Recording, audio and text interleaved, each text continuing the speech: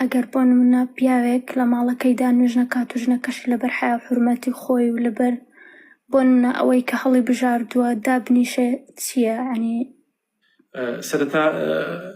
سەرەتا هەر ئافرەتێک خاوەن پیاوێ بوو ئەم پیاوە نوێژی ناکرد ئەبێ ئەوە بزانێ پیاوەکەی موسڵمان نییە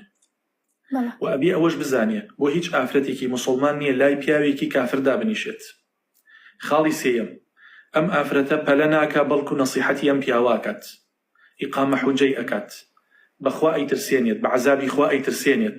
پاشان حکمی نوێژنەکەری بۆ ڕوو نەکاتەوە، ئەبێ پێی بڵێت تۆ تەلاقت نییە و نیکاحەکەت بەتاڵ بۆتەوە، وەکە وای ئێستا تۆ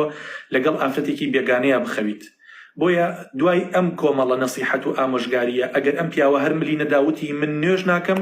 دیارە ئەوە هەر قەنەعەتی بە نوێژ نییە، پێویستەکە ئەم کچە ماڵی باوکی لێ ئاگادار کاتەوە و بەڕاستی هەڵبژاردننی دین و قیامەت ئەو